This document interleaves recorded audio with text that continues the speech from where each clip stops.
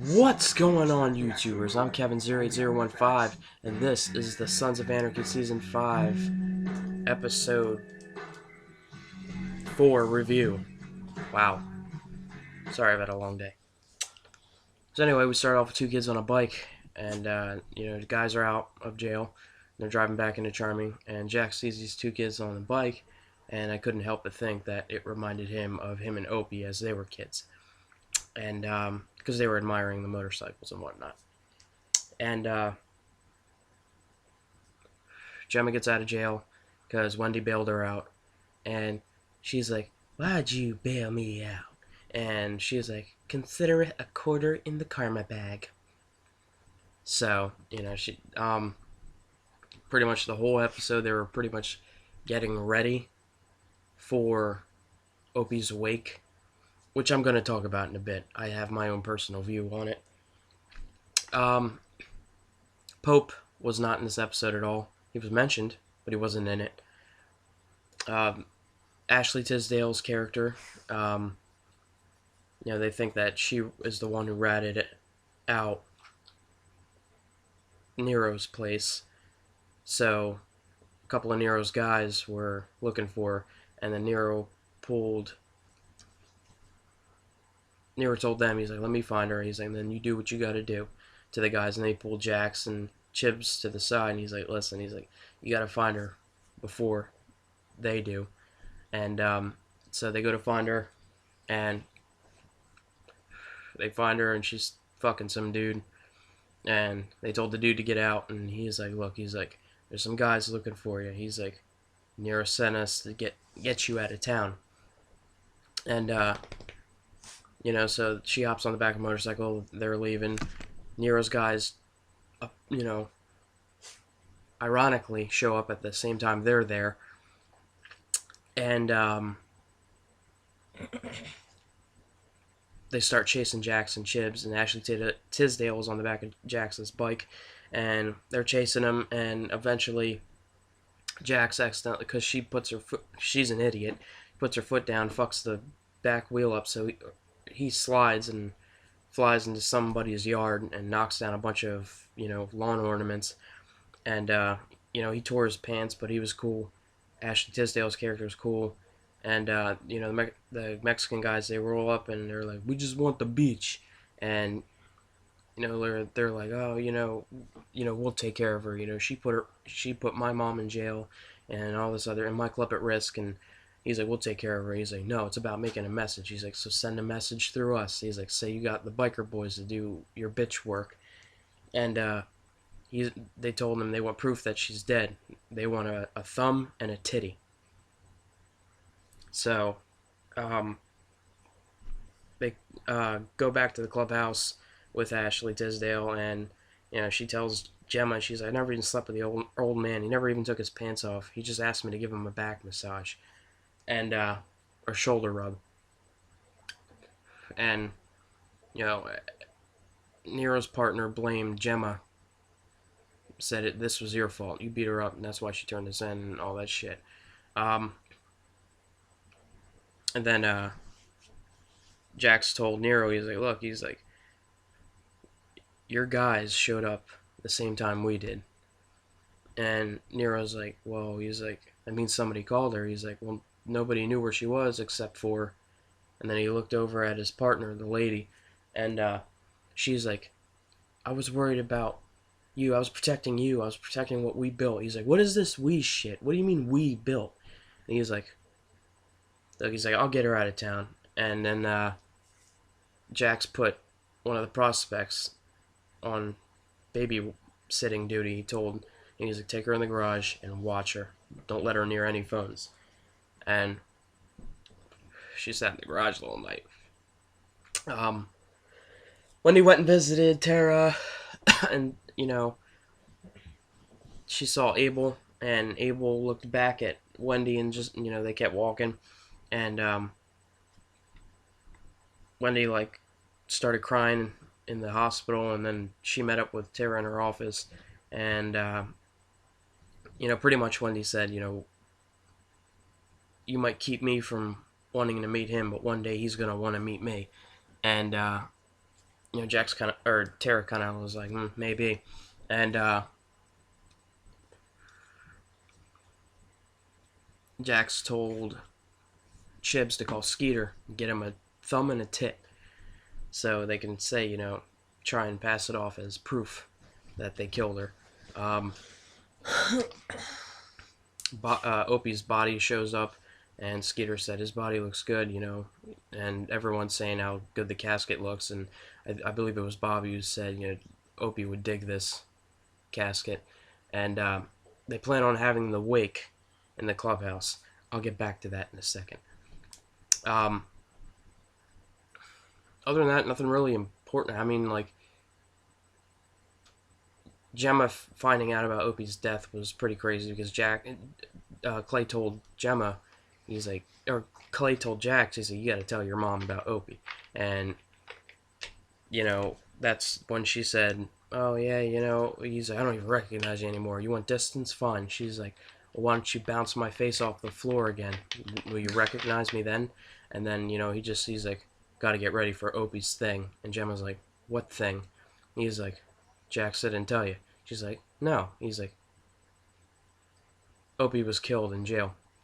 And she was just like, what the fuck? Had that look on her face. And, Clay went up to her and she put her arms around him and he's like, okay. So he hugged her back and, Jax made a deal. I'm only saying the important parts now. Jax made a deal with Nero. He's like, listen, he's like, and he pulled out a file and he was like, and Nero looked at it. He's like, the Cara? He's like, yeah, because Nero's getting shut down. He has like 30 days to evacuate his building. But he looked in the file. He's like, Cara? And he's like, yeah. He's like, it was a porn business. He's like, you'll make more money with that than you ever did with what you're doing now. And he's like, well, what do you mean? He's like, you've been making like 5,000, 7,500 a day, or 5 to 10,000 a day. I think he said 3 to 5,000. I don't fucking know. He'd be making a lot of money a day, and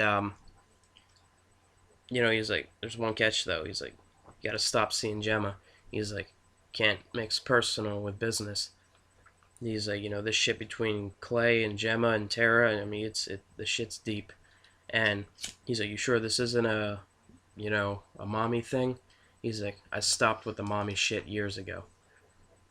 Or a long time ago. And, he's like, Jax is going to get 50% of what Nero will make at the Cara as long as, the heat, which Nero is getting into, stays away from the club, and the club's heat stays away from Nero.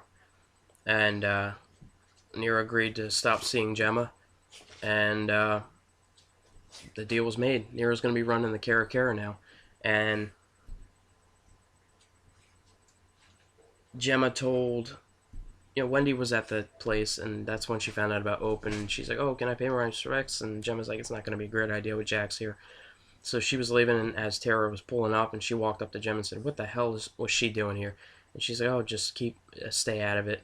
And she closed the door, and they were in the office of the tow place.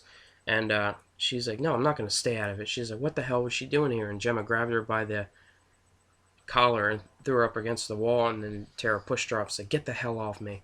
And she's like, if you want to worry about Jax, Wendy's not the person you worry about. She pointed towards Nero's partner who's sitting in the garage still, and she's like, that's who you need to worry about. She's like, she set Jax up, almost got him killed today. And Tara's like, Jax said he just fell off his bike. She's like, no. She's like, she called some guys who, caused Jax to fall off his bike. She's like, she almost got him killed. And she's like, I'll prove it to you. And then she went in the garage, told all the prospects and the mechanics, get out, clock out. And, they closed the garage down. And she's like, I was just telling my daughter how you almost got her husband killed. And she's like, and she looked at Tara, she's like, this is none of your damn business. And then she started going towards Gemma, and Gemma punched her in the face. And then she's like, she took her earrings off and then went after Gemma, and then she threw Gemma on the car and started choking her, and Tara just kind of stood there and watched for a little bit. Then she grabbed a wrench and hit her in the back of the leg with it, and then she went after Tara, and Tara like threw her on the car, and then she threw her on the ground, and Tara like hit her in the face with her cast, and she fell, and she grabbed her and started punching her dead in the face, and then she punched Tara once in the face, then she took her cast and just started banging it down on her face. Then they started getting ready for Opie's quake. Lila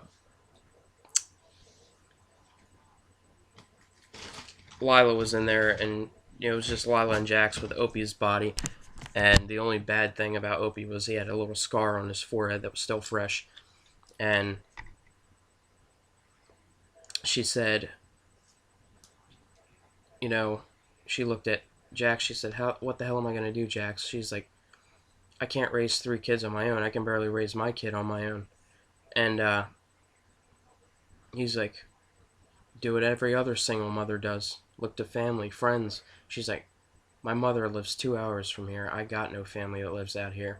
And he's like, let me show you something. And he asked her to come by the window, and he opened the blinds, and you see all the suns and the crow eaters and stuff like that. He's like, you see all them? He's like, those are your family.